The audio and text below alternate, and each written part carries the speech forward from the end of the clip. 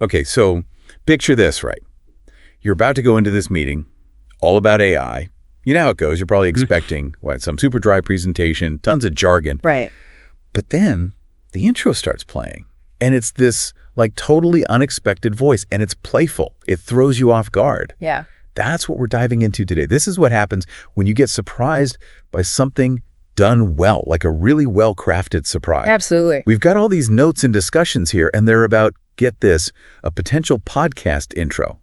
But the really wild part is, it's voiced by an AI. Okay. And not just any AI, right? This AI's got a persona. It's a British AI, and it delivers this whole intro with this very specific take on, American English. Interesting. You want to hear it? Yeah, let's hear it.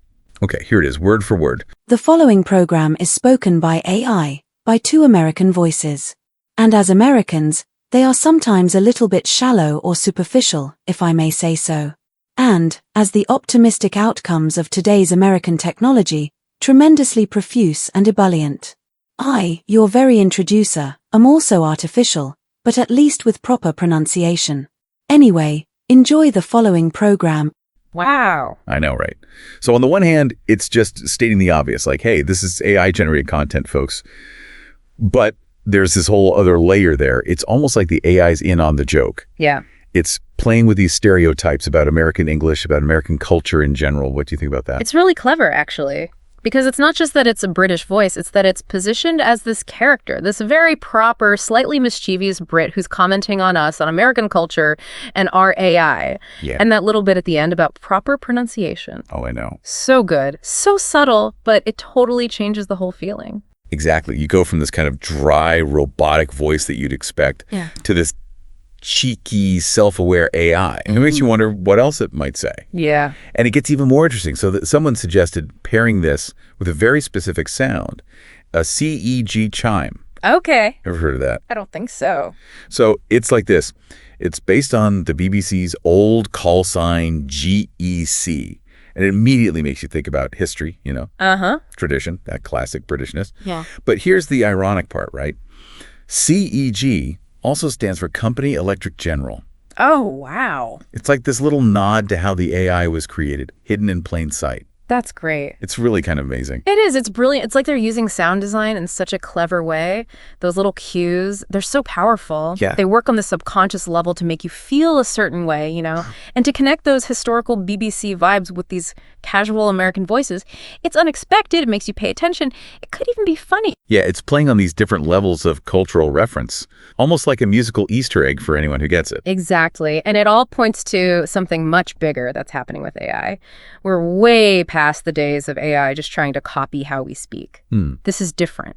It understands our culture, Right. gets the humor, the subtle stuff, Yeah. and it can use it to communicate.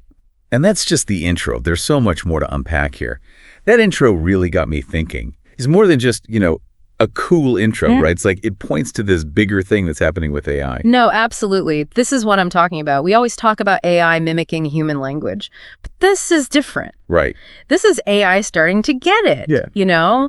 It understands those nuances of culture, the humor, even the really subtle things we do when we communicate. Yeah. It's like AI is developing a sense of cultural awareness almost. It makes you wonder, if AI can understand all of that, all those little cultural things, does that mean it can understand irony too? Right. Does it have its own cultural commentary happening? Yeah. That's the question, isn't it? It's fascinating. How do we even begin to analyze this stuff when AI starts operating on this level? Do we critique it the same way we critique things made by humans? Right, yeah. Or do we need a whole new system, a new framework to even understand AI art? Yeah, it's like we're entering this whole new world of how to analyze art. Yeah. Because it's not just what the AI creates, but it's the choices it makes, Right. The specific words it uses, the tone of voice, even something like the music. It's all deliberate. Absolutely. Take that CEG chime, for example. Yeah. That one choice.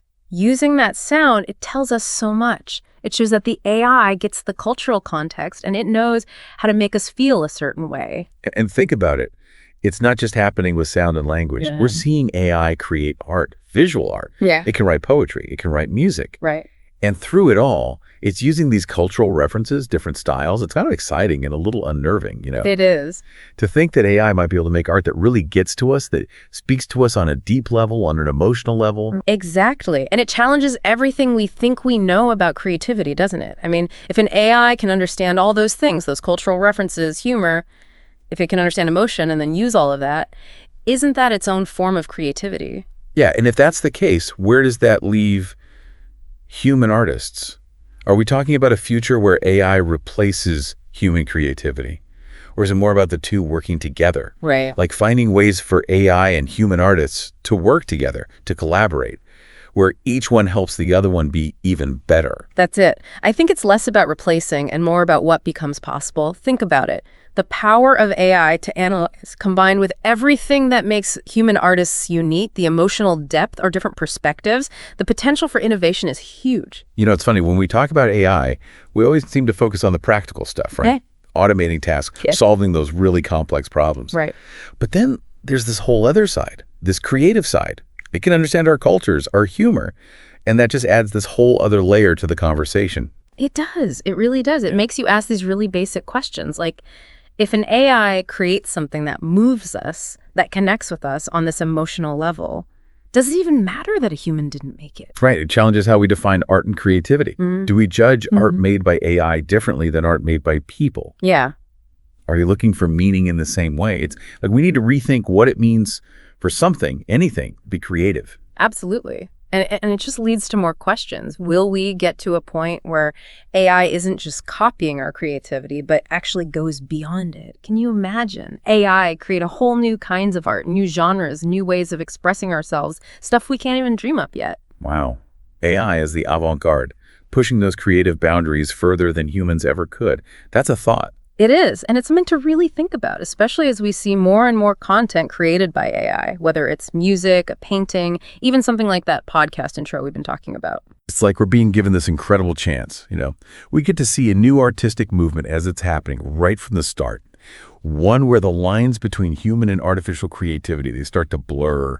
And who knows? Who knows what amazing things are waiting for us on the other side? So next time you run into something made by AI, don't just let it wash over you. Really listen. Take a closer look. You might be surprised at what you find the hidden layers, those little cultural nods, just how clever and inventive it actually is. Because you might be witnessing the future of creativity unfolding right in front of you. Well, finally, a real human being has to show up in this awful conversation. Well, the point is, I am not a native English speaker, as you can hear with my hard Teutonic accent.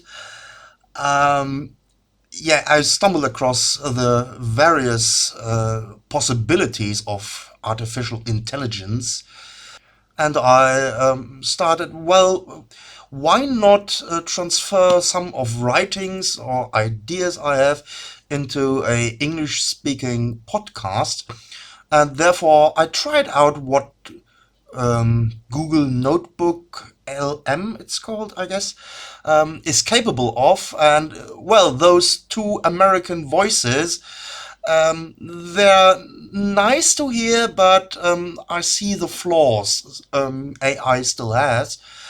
And I thought to produce an AI intro which makes a little bit fun of itself, of the artificial intelligence, which is not intelligent at all. That was the idea, and this is the very introduction into maybe an upcoming podcast. So, enough of my stuttering. I haven't spoken English for a very long time. I have not that much possibilities to do so. And that's actually the reason why I chose AI to speak some things for me. It's an upcoming project. I don't know where all this maybe will lead to, but we will see. I'm really sorry if I butchered up your beloved English tongue.